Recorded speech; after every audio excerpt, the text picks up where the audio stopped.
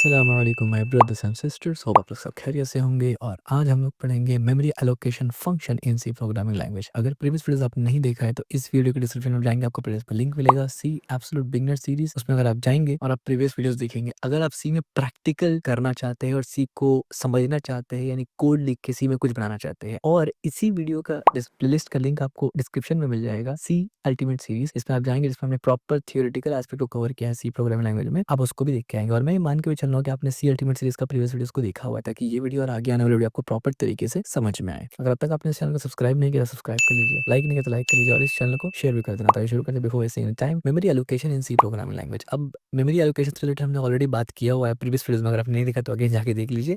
वहाँ पर हमने ये सब बात किया कि मेलॉक क्या होता है, सिलॉक क्या होता है, इस तरीके से नॉट सिलॉक इट्स कॉलॉक होता है, एंड री अलॉक क्या होता है और फ्री क्या होता है। अब हम लोग इसको ही एक स्ट्रक्चर वे में समझते हैं, यानी जो फीचर्स को हमने अलग अलग पढ़ा था, अब हम उसको एक साथ समझेंगे कि मेलॉक क्या होता है, स्टैंड्स फॉर मेमोरी एलोकेशन। कभी भी मेरे मेमोरी एलोकेट करना होता है तो आप मेलॉक का इस्तेमाल करते हैं, और इसके बारे में हमने डिटेल डिस्कस किया हुआ है कि एक हीप मेमोरी होता है, एक स्टैक मेमोरी होता है, dynamic memory allocation heap memory के साथ डील करता है, एंड एक्स वाई जेड। ठीक है, आपको ऑलरेडी ये पता है। Allocate single block of requested memory, malloc जब इस्तेमाल करते हैं तो इसका काम, इसका फंक्शन ये है कि ये मेमोरी को एलोकेट करने के लिए काम में आता है। और जैसे ही आप मेलॉक का इस्तेमाल करते हैं तो ये एक सिंगल ब्लॉक ऑफ मेमोरी को एलोकेट कर देता है हीप मेमोरी में, यानी आपके रैम में। इस तरीके से कॉलॉक होता है। कॉलॉक क्या है कि स्टैंड्स फॉर मेमोरी एलोकेशन। कॉलॉक भी मेमोरी एलोकेशन के लिए ही होता है, लेकिन दोनों में फर्क क्या है? फर्क ये है कि allocate multiple block of requested memory, यानी अगर आपको एक मेमोरी ब्लॉक रिक्वेस्ट करना है कि रन टाइम में मुझे इसको लेना है, इसके साथ काम करना है, इसमें उसको ऑक्यूपाई करना है, तो आप मेलॉक इस्तेमाल करेंगे। लेकिन मल्टीपल अगर मेमोरी ब्लॉक आपको चाहिए रन टाइम में डालने के लिए, यानी वैल्यूज डालने के लिए, तो आप कॉल ऑक इस्तेमाल करेंगे या कॉल ओसी इस्तेमाल करेंगे। इस तरीके से एक होता है रिकॉल, यानी रिलॉक। रिलॉक क्या होता है? Stands for memory allocation. अब ये भी मेमोरी एलोकेशन के लिए होता है, लेकिन इसमें भी फर्क है। मेलॉक क्या करता है? सिंगल मेमोरी को ऑक्यूपाइड करने के लिए करता है। कॉलॉक क्या करता है? मल्टीपल मेमोरी एलोकेट करने के लिए करता है। और रीलॉक क्या करता है? जैसे नाम से पता चल रहा है री, तो रीलॉक क्या करता है कि जो मेमोरी ऑलरेडी एलोकेटेड हो चुका है उसको बदलने के लिए, यानी मान लीजिए आपने मेलॉक का इस्तेमाल किया, एक ब्लॉक ऑफ मेमोरी को बताया कि इतना साइज मुझे चाहिए, लेकिन बाद में आपको वो साइज नहीं चाहिए या बाद में उसको रिड्यूस करना है, तो आप रीलॉक का इस्तेमाल कर सकते हैं। यानी रीलॉक का इस्तेमाल तभी हो सकता है जब कॉलॉक और मेलॉक का इस्तेमाल हुआ हो, ठीक है, क्योंकि ऑलरेडी एलोकेटेड मेमोरी का साइज आप बदल सकते हैं इससे। इसके बाद एक होता है free, stands for memory allocation, यानी ये भी मेमोरी एलोकेशन में इस्तेमाल होता है, लेकिन मेमोरी को खाली करने के लिए। यानी जब आप मेलॉक, कॉलॉक और रीलॉक वगैरह इस्तेमाल करते हैं तो मेमोरी ऑक्यूपाइड होता है, आपको उसको प्रैक्टिकली यानी खुद से उसको फ्री करना चाहिए। हालांकि खुद से फ्री हो जाता है ऑटोमेटिक बेसिस पे भी, बट गुड प्रैक्टिस इज कि आप फ्री करके फ्री कर दे, यानी फ्री फंक्शन इस्तेमाल करेंगे तो मेमोरी से 100% फ्री हो जाएगा। Key concept, these four function from the core of dynamic memory management in C programming language allowing developer to allocate, reallocate and free memory during program execution. Malloc, अब एक एक को डिटेल में समझ लेते हैं ये चारों को। मेलॉक क्या है? Stands for memory allocation. Malloc function allocate single block of memory at run time, जैसे मैंने पहले कहा रन टाइम में। This function reserve a block of memory of given a size and return a pointer of a type void. ये सब चीज हम लोग ऑलरेडी देख चुके हैं, ठीक है, कि ये फंक्शन एक रिजर्व, यानी ये फंक्शन जैसे आप इस्तेमाल करेंगे तो मेमोरी में एक रिजर्व ब्लॉक दे देगा एक पर्टिकुलर साइज का, जो साइज आप सिलेक्ट करते हैं, और रिटर्न करेगा एक पॉइंट जो कि होगा वॉइड, ठीक है। This means that we can assign to any type of pointer using type casting. हम लोग कोई भी किस्म का पॉइंटर दे सकते हैं टाइप कास्टिंग की मदद से। टाइप कास्टिंग क्या होता है हम लोग ऑलरेडी पढ़ चुके हैं, प्रैक्टिकल वाले में भी हमने बताया था, थियोरेटिकल में भी पढ़ चुके हैं हम लोग, ठीक है। It doesn't initialise memory at execution time, और ये एग्जीक्यूशन टाइम में मेमोरी को एलोकेट नहीं करता, बल्कि ये रन टाइम में एलोकेट करता है। So it has a garbage value initially, तो इनिशियली इसका वैल्यू गार्बेज होता है। If it fails to locate enough space memory it return to null pointer, यानी मान लीजिए आपने मेमोरी एलोकेशन के लिए मेमोरी एलोकेट किया, लेकिन मेमोरी में जगह ही नहीं है, तो क्या होगा फिर? वो इनफ स्पेस नहीं मिलेगा तो वो नल को रिटर्न करेगा, और उससे पहले वो एक गार्बेज वैल्यू रहेगा। क्यों? क्योंकि कंपाइल टाइम में ये नहीं बनता, ये रन टाइम में बनता है। जब कंपाइल होगा उस वक्त ये नहीं बनता है, उस वक्त ये गार्बेज वैल्यू रहता है। सिंटैक्स क्या होता है आपको पता है, इस तरीके से पीटीआर पॉइंटर करेंगे, टाइपकास्ट करेंगे, और इसमें ये पॉइंटर वैल्यू है, और मेमोरी इस तरीके से करेंगे, ठीक है। प्रीवियस वीडियो में हमने इसका देखा था, और जो प्रैक्टिकल सीरीज है वहां पर आप जाएंगे तो आपको और डिटेल से ये चीज समझ में आएगा कि एक्चुअली में मेमोरी एलोकेशन वगैरह कैसे काम करता है, ठीक है। तो ये इंट है, ये हमारा एक एक्स पॉइंटर वेरिएबल है। उसका हमने क्या किया, हमने बताया कि भाई एक्स के अंदर इंट जाएगा, और मलॉक करो। मलॉक का मतलब क्या हुआ? ये हो गया साइज, यानी 100 इंटू साइज ऑफ इंट। क्या मतलब इसका? साइज ऑफ इंट कितना होता है? 4 बाइट्स। 4 इंटू 100 कितना हो जाएगा? बहुत ही सिंपल सा कैलकुलेशन है, 400 हो जाएगा, ठीक है। तो टोटल 400 मेमोरी ब्लॉक्स एलोकेट कर दिया मैंने, किसके लिए? सिर्फ इंटीजर वैल्यू वहां पर स्टोर हो सकता है। क्यों? क्योंकि पॉइंटर का टाइप हमने इंट रखा है। ये सब चीज हम लोग पहले पढ़ चुके हैं, pointer and all that everything. और एंड में जैसे मैंने पहले कहा कि फ्री का नंबर भूलना, तो जैसे ये फंक्शन काम में आ जाए तो फ्री फंक्शन के अंदर एक्स को डाल देना, क्योंकि यही वेरिएबल होल्ड कर रहा था, अब ये फ्री हो जाएगा, ठीक है। दिस स्टेटमेंट विल एलोकेट 200 से 400 according to the size 2 into 4 8। जैसे कि आपको स्टार्टिंग वीडियोस में पता है, मैंने बताया था सीरीज के शुरू में कि डेटा टाइप्स वाले में कि कुछ कंप्यूटर में सिस्टम के अकॉर्डिंग, आर्किटेक्चर के अकॉर्डिंग जो है इंट 2 बाइट का होता है, या फिर शॉर्ट इंट 2 बाइट का होता है, और नॉर्मल इंटीजर 4 बाइट का होता है, कुछ जगह लॉन्ग इंट 4 बाइट से भी ज्यादा होता है respectively, and the pointer points to the address of the first byte of memory. आपको पता है कि अगर 4 बाइट का मेमोरी है तो पॉइंटर कहाँ पॉइंट करेगा, क्योंकि चारों बाइट, यानी अगर मैंने 4 लिखा तो ये 4 4 बाइट में लिखा हुआ है, यानी ये पूरा का पूरा 4 बाइट ही 4 है, तो पॉइंट कहाँ करेगा, स्टार्टिंग पॉइंट में पॉइंट करता है पॉइंटर। ये हम लोग ऑलरेडी पॉइंटर वाले में पढ़ चुके हैं। एक complete exam, not exam, it's an example अगर देख ले तो सिंपल सा कोड है, मेन इंट है, और यहाँ पर आप देख सकते हैं नंबर आई और पॉइंटर बनाया और सम हमने 0 कर दिया। यहाँ पर हमने नंबर यूजर से लिया कि नंबर ऑफ, यानी नंबर ऑफ एलिमेंट्स डालो अपना, स्कैनफ की मदद से यूजर से हम लोग नंबर ले रहे हैं, नंबर क्या है, इंट है, और जैसे ही ये नंबर यूजर के से आएगा, यहाँ पर हम लोग क्या कर रहे हैं, एक पॉइंटर बना रहे हैं, मेलॉक कर रहे हैं और इसको इसमें डाल रहे हैं। अच्छा ये क्यों कर रहे हैं, उसका पीछे रीजन ये है कि आप देखिए स्कैनफ कब यूज होता है, कंपाइल का टाइम पे नहीं। स्कैनफ तो तब होता है ना जब आप कोड को एग्जीक्यूट करते हैं और यूजर से वो इनपुट मांगता है। तो ऐसे सिनेरियोज में डायनामिक मेमोरी एलोकेशन काम में आता है कि जब यूजर वैल्यू दे उसी वक्त मेमोरी में जगह बने, उससे पहले ना बने। ठीक है, तो ये एक यूज केस भी आपके सामने आ गया, और ये चेक भी हमने कर लिया कि अगर पॉइंटर नल है, यानी अगर यूजर ने कोई वैल्यू डाला ही नहीं है, तो भाई मेमोरी में कोई जगह मत लो। ठीक है, और यहाँ पर एरर आ जाएगा और एग्जिट हो जाएगा, अदरवाइज इस तरीके से होगा। और एंड में आप देखिए हमने फ्री भी किया हुआ है। ठीक है, कॉलॉक क्या होता है, stands for memory allocation. Calloc is an another memory allocation function that is used for allocating memory at run time. यानी यहाँ पर भी सेम काम होता है, बट फर्क सिर्फ इतना है, calloc functions is normally used for allocating memory to derived data types such as array and structure. The calloc function allocates multiple block of request memory. आपको पता है कि जैसे कि एकदम सिंपल सी बात है, जैसे डेटा टाइप में हमें पता है कि इंट, फ्लोट, कैर और डबल, ये सिर्फ सिंगल वैल्यू को ही होल्ड कर सकते हैं, मल्टीपल वैल्यू होल्ड ही नहीं कर सकते। मल्टीपल वैल्यू को होल्ड करने के लिए हमें डिराइव डेटा टाइप के पास जाना पड़ता है, जैसे कि स्ट्रक्चर हो गया, यूनियन हो गया और एरेज हो गया। So that's one of the reasons why कि जब आप मल्टीपल वैल्यू डाल रहे हैं तो वहां पर आप कॉलॉक यानी मेलॉक इस्तेमाल नहीं करेंगे, ये इस्तेमाल नहीं करेंगे, ये सिंगल वैल्यूज के लिए होता है। यानी फंडामेंटल जो सी का 4 डेटा टाइप है उसके लिए होगा, उसके अलावा जो डिराइव डेटा टाइप है, ये यूजर डिफाइंड है, उसके लिए आप कॉलॉक इस्तेमाल करें, क्योंकि जाहिर सी बात है एरे में एक से ज्यादा मल्टीपल वैल्यू होता है ना, तो मल्टीपल अगर आपको मेमोरी में वैल्यू एलोकेट करना है तो कॉलॉक इस्तेमाल करते हैं। ठीक है, समझिए जिस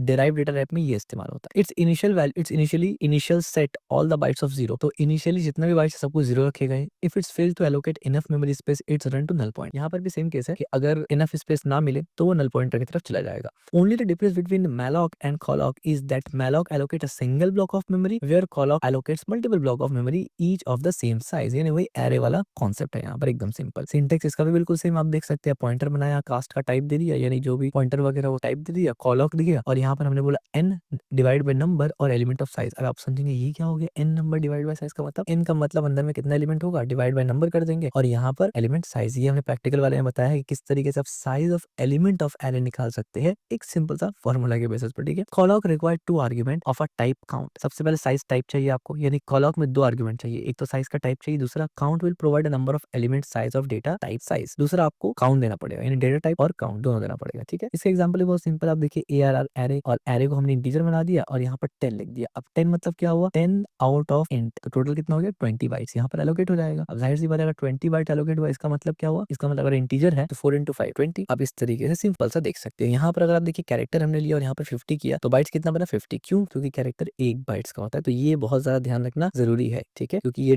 जो साइज एलोकेट होता है वो डेटा टाइप के बेसिस पर होता है। अब हो सकता है आप ये कहेंगे कि यार कैरेक्टर कैसे करके इस्तेमाल करेंगे, वो तो फंडामेंटल में से आता है और उसमें तो सिंगल इस्तेमाल होता है, लेकिन आप भूल गए कि मैंने ये कहा था कि स्ट्रिंग डेटा टाइप में भी आप कैरेक्टर इस्तेमाल कर सकते हैं, यानी कैरेक्टर को 2 तरीके से इस्तेमाल किया जाता है, एक एरे के अंदर और एक नॉर्मल स्ट्रिंग के साथ। ठीक है, एक स्ट्रक्चर भी इस्तेमाल कर सकते हैं। आप देखिए एम्प्लॉय स्ट्रक्चर बनाया हमने, कैरेक्टर नेम दिया, ऑफ कोर्स यहाँ पर अब एक वर्ड तो नहीं लिखेंगे ना, यहाँ पर नाम रहेगा, और इंट सैलरी दिया, और इस तरीके से ये हम लोग साइज कर सकते हैं। ठीक है, एक सिंपल सा एग्जांपल, एक स्ट्रक्चर हम लोग ऑलरेडी पढ़ चुके हैं, तो आपको समझने में कोई दिक्कत नहीं होना चाहिए। सिंपल एग्जांपल यहाँ पर देख लेते हैं। एक कंप्लीट एग्जांपल नम है, आई है, और ये बेसिकली प्रीवियस एग्जांपल ही है, जस्ट कि आपको समझ में आ जाए। यहाँ पर यूजर से नंबर लिया और अब यूजर मल्टीपल वैल्यू डालेगा। यूजर क्या करेगा, इस तरीके से वैल्यू डालेगा मल्टीपल, और यहाँ पर फिर लास्ट में फ्री कर दिया। ठीक है, री अलॉक क्या होता है, स्टैंड्स फॉर मेमोरी एलोकेशन। अब यहाँ पर क्या होता है, change memory size that is already allocated to a variable, यानी एक पर्टिकुलर वेरिएबल में ऑलरेडी अपनी मेमोरी एलोकेट कर दिया, चाहे मल्टीपल हो या सिंगल हो, अब आप उसको बदलना चाह रहे हैं। तो for if previously allocated memory is insufficient और more than that, you can change previous allocated memory using size reallocate. यानी अगर प्रीवियस मेमोरी आपने एलोकेट किया है और मान लीजिए for some reason memory insufficient है, तो आप एक कोड लिख सकते हैं कि अगर मेमोरी इनसफिशिएंट हो तो उसको री एलोकेट कर दो छोटा, या फिर अगर आप चाहते हैं कि भाई नंबर बदलना है, फॉर एग्जाम्पल आपका एक वेरिएबल है उसमें एक नंबर बदल जाएगा, आपको पता है एक कंप्यूटेशन के बेसिस पे नंबर बदल रहा है, लेकिन आपको वापस जो नेक्स्ट कंप्यूटेशन में डालना है उसी नंबर को डालना है, तो आप री एलोकेट कर सकते हैं। और there is a tons of reasons कि आप क्यों इसका इस्तेमाल करेंगे, या प्रैक्टिकली जब कोड करेंगे तो आपको समझ में आएगा। If memory is not sufficient for malloc or calloc, you can reallocate memory by realloc function. In short, it changes memory size by using reallocate. In a realloc function, we can create the memory dynamically at middle stage, generally by using reloc. We can reallocation of memory, reallocate it required two arguments, a type void and a size type. Void will be indicate previous block based on address type and data type size. Realloc will create a memory bytes in a format of initial value garbage. यानी आसान शब्दों में क्या है, आसान शब्दों में यह है कि अगर आपको कहीं भी allocated मेमोरी को बदलना है तो आप realloc इस्तेमाल करेंगे, वो उसी मेमोरी को दोबारा से आप बोल सकते हैं इरेज करके रीअलोकेट कर देगा। उसके लिए उसको दो आर्गुमेंट चाहिए होगा, एक void चाहिए होगा यानी पॉइंटर void चाहिए होगा, दूसरा उसको डेटा टाइप चाहिए होगा। इनिशियली गार्बेज वैल्यू रहेगा उसमें, जैसे ही यूजर कुछ डालेगा यानी डायनामिकली जैसे उसमें रन टाइम में वैल्यू कहीं से भी आएगा वो उसमें फिल कर देगा। ठीक है, इसका भी सिंटैक्स सेम है बिल्कुल। देखिए पॉइंटर गया यहाँ पर और न्यू साइज चला गया यहाँ पर। ठीक है, यानी पुराना साइज आपको बदलना है तो न्यू साइज चला गया, और इसको लिखने का सिंपल सा ये तरीका है। ठीक है, और फंक्शन सिग्नेचर क्या है, फंक्शन सिग्नेचर ये है, वॉइड है, रिलॉक है, वॉइड है और साइज है। यानी ये टाइप हो गया पॉइंटर का, और ये रिलॉक फंक्शन के अंदर वॉइड भेजा आपने और टाइप भेज दिया। ठीक है, एग्जांपल विद एरे, अगर एरे के साथ एग्जांपल देखें तो आप देखिए एरे को इंटीजर बनाया और एरे के अंदर इंट भेजा यानी पॉइंटर भेजा, और उसके बाद कॉलॉक किया 5 और साइज ऑफ इंटीजर कर दिया। सिंपल सी बात है, और यहाँ पर भी ऐसे ही किया। ठीक है, कंप्लीट एग्जांपल अगर आप देखें तो बिल्कुल वही पुराना एग्जांपल है यहाँ पर। यहाँ तक तो आप देख सकते हैं मेलॉक है पूरा। ठीक है, और यहाँ पर आके बस हमने रियलॉक किया। कैसे रियलॉक किया, बहुत सिंपल है। देखिए पीटीआर के अंदर हमने बेसिकली मेलॉक फंक्शन को मेलॉक किया था, यानी मेमोरी एलोकेट किया था पीटीआर वेरिएबल के अंदर। यहाँ पर आके हमने क्या किया, पीटीआर वेरिएबल के अंदर यानी पीटीआर को ही कॉल करके रीअलोक कर दिया और अंदर पीटीआर और एन2 साइज भेज दिया। ठीक है, पीटीआर वेरिएबल था, ये साइज था, तो रीअलोकेट कर देगा पीटीआर को ये दोबारा से, और फिर लूप चल गया। एकदम सिंपल। इसके बाद फ्री क्या होता है, free stands for memory allocation.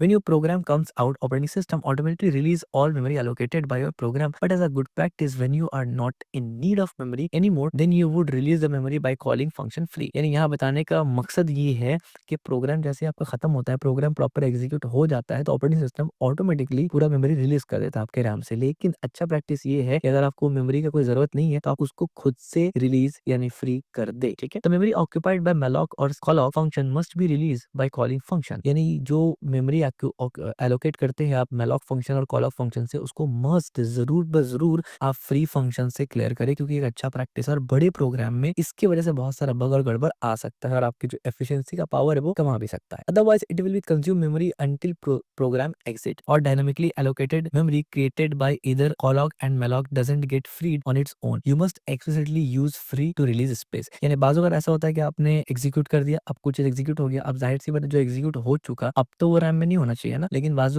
होता है जब तक कि वो प्रोग्राम आप बंद ना करें, यानी जब तक कि पूरा का पूरा सॉफ्टवेयर आप बंद ना करें। एग्जाम्पल के तौर पे आपने एक मीडिया प्लेयर बनाया, अब वो मीडिया प्लेयर जब चल रहा है तो रैम में जगह ले रहा है, लेकिन उस मीडिया अभी अभी क्या है कि मीडिया प्लेयर लोडेड है, यानी मीडिया प्लेयर चल रहा है, चल रहेगा मतलब है कि ऑन है, लेकिन उसमें कुछ वीडियो नहीं चल रहा है। अब आप मीडिया प्लेयर जो ऑन है अभी वो एक डिफॉल्ट साइज ले रहा है मीडिया प्लेयर ऑन होने का, जब आप उसमें 4K वीडियो चला देंगे अब वो ज्यादा रैम इस्तेमाल करेगा। तो पॉइंट इज कि जब वीडियो प्लेयर चल रहा है तो ज्यादा रैम इस्तेमाल करे, समझ में आ रहा है डायनामिकली, लेकिन जब वीडियो प्लेयर फिर खत्म हो जाए तो रैम का यूजेज कम भी होना चाहिए, क्योंकि अब वीडियो प्लेयर नहीं चल रहा है। तो फ्री फंक्शन ना लगाने की वजह से ऐसा होता है बहुत टाइम कि वो जो यूजेज था वो कम नहीं होगा अंटिल कि आपको पूरा मीडिया प्लेयर ही बंद कर दे, तो इससे वेस्टेज होता है। ठीक है, एक सिंपल सा एग्जांपल हो गया। और फ्री तो इतना सिंपल है कि कुछ करना ही नहीं, आपको फंक्शन कॉल करना है, उसमें वेरिएबल का नाम डाल देना है, पॉइंटर वेरिएबल का। और एग्जांपल यहाँ पर आप देखिए हमने कई मर्तबा फ्री का एग्जांपल ऊपर भी दिया हुआ है। Memory management best practices. अब मेमोरी मैनेजमेंट का कुछ बेस्ट प्रैक्टिस है जो कि इंडस्ट्री स्टैंडर्ड होता है। Always free dynamic allocated memory where it is no longer needed to prevent memory leakage. This free function is essential for proper memory management in C programming language. आसान शब्दों में भैया सी programming के जो developers है उन्होंने आपको सी फंक्शन इसीलिए दिया है ताकि आप उसको इस्तेमाल करें, ना कि सिर्फ देखें, क्योंकि डायनामिक मेमोरी एलोकेशन अगर आपको नहीं चाहिए तो आपको फ्री फंक्शन लगाना जरूरी है, अदरवाइज मेमोरी लीक हो सकता है। ठीक है, conclusion. Memory allocation in C programming language is a simple using static memory allocation which allocates memory during compile time or we can step before program execution, and it is also has another type known as dynamic memory allocation which allocates memory during runtime or allocate memory during program execution which uses four different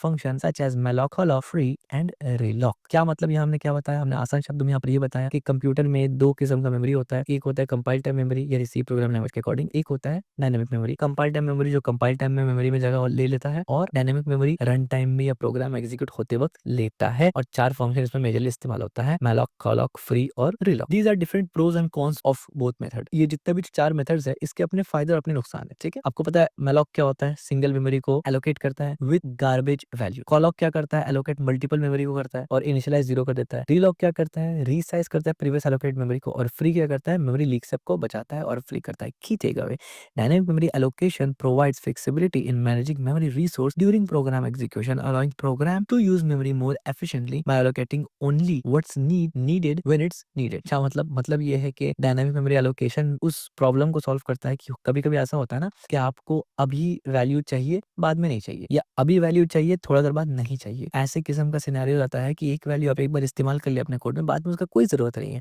तो उस cases में dynamic memory allocation इस्तेमाल करना चाहिए कि मान लीजिए आपको जस्ट लेट्स एग्ज़ाम्पल आपको 50 आदमी का नाम अभी आपके प्रोग्राम में होना चाहिए, और जब वो 50 आदमी का नाम एक बार आप प्रिंट कर दें, अब वो 50 आदमी का नाम आगे कोई भी जगह आपको ज़रूरत नहीं है, जस्ट फॉर एन एग्ज़ाम्पल। तो डायनामिक मेमोरी एलोकेशन इस्तेमाल करने से क्या होगा, वो जो 50 आदमी का नाम था, वो डायनामिकली आएगा और चला भी जाएगा। मेमोरी में जगह रहेगा नहीं, यानी फॉर अ सेकंड वो आया, जैसे ही प्रिंट हुआ, वो गायब हो गया मेमोरी से, मेमोरी क्लीन हो गया। तो एफिशिएंट मेमोरी दूसरी चीज़ों को इस्तेमाल कर पाएगा। लेकिन अगर आप इसको डायनामिक में नहीं, स्टैटिक में रखते, तो जब तक आपका प्रोग्राम चल रहा है, वो मेमोरी में खामखा का जगह लेता। तो ये सिंपल सा यूज़ केस है डायनामिक मेमोरी एलोकेशन का। So that's it for today's video. अगर आपको वीडियो पसंद आए तो इस वीडियो को लाइक ज़रूर करना, चैनल को सब्सक्राइब ज़रूर करना और इस वीडियो को शेयर ज़रूर करना।